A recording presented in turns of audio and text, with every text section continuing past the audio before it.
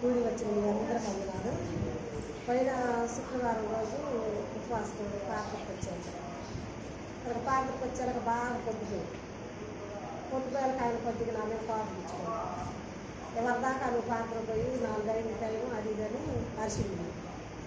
సరేలే అరిసిందమ్మా నేను నెలకొని ఉండాక నైట్ కల్లా బాగా కాలు చెప్పి వేసింది అని వల్ల వాళ్ళు తెల్లారి బోడీ మాకు జనం అయితే పాస్టర్ గారు పార్కులకు వచ్చాను. పొద్దున్న పార్కులకు వస్తే నేను నా మనసులో అనుకున్నా, నేను అడిగా, నువ్వు పాస్టర్ గారు పాపడ్డావు కొద్ది పార్కులు చెప్పినాడని నువ్వు పాపడినా అని నాకు చెప్పు, నేను పోయి పాస్టర్ గారిని పెంచుకొచ్చి నీకు పార్కులు చెప్తా, కాలు నొప్పి తగ్గిద్ది, నువ్వు నమ్ముతావా? నమ్ముతా, పెంచుకురాపోవాలి. నేను పోయి పాస్టర్ గారు అన్నం పెట్టిండు, అదే కొద్దిగా పార్కులు చెప్పారు కదా అదే అనిపించాను. అమ్మ నేను ఇక్కడ పార్కులకు వచ్చి ఇంటికి రావచ్చో రాదు, అక్కడ ఏం లేవులేండి, వద్దు ఏమైంది మనం అందరం పార్కులు పోయినా రాండి అని. సరే వస్తున్నా అమ్మని అక్కడ మామ ఇద్దరు వచ్చారు.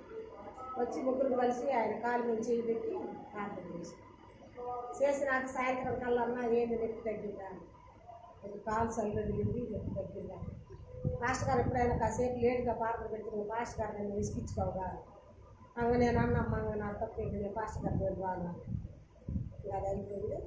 మళ్ళీ మొన్న రేపుసార్లో పార్కులు పోయింది. పార్కులు పోయి వచ్చినాక నాకు ఈ పొత్తి కడుపులో నుంచి ఈ నడుములోకి నొప్పి అసలు అక్కడే ప్రారంభమైంది. అక్కడే ప్రారంభమైతే ఇంటికి వచ్చాను. అసలు మనసులో పండుకోలేకపోతున్నాను. బాత్రూమ్కి పోయి వచ్చిన ఒక బాత్రూమ్ పోయి తగ్గిద్దాను, అసలు ఏం లేదు, అప్పేం లేదు, ఏమి లేకుండా ఇంకా నొప్పి పొత్తి కడుపులో నుంచి ఇదంతా ఈ పక్కే ఈ ఒక్క పక్కే అస్సలు పండు కాలేనంత నొప్పి, భయంకరంగా నొప్పి పడుతుంది. నేనేది పడుకోవు అటు ఇటు మిసిలాడుతున్న వాళ్ళు నాకు కిడ్నీలు ఏడంటే అంటున్నాను. ఆయన అడిగాను అంటే కిడ్నీలు ఏడంటే ఇది ఏడా ఎక్కడో వస్తుంది చెప్తాను.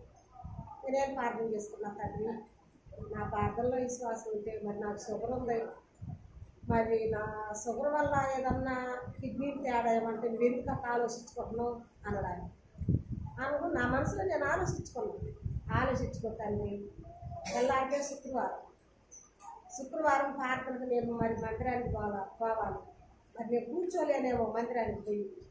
నాకు తెల్లారి శుక్రవారం కల్లా మాత్ర వేసుకున్నామని జయము కాడికి పోయా, ఒక మాత్ర ఇవ్వమని జ్వరం మాత్రం చేసుకోక ఏమైనా ఒక వేడి వల్ల ఏమో చెప్పాను.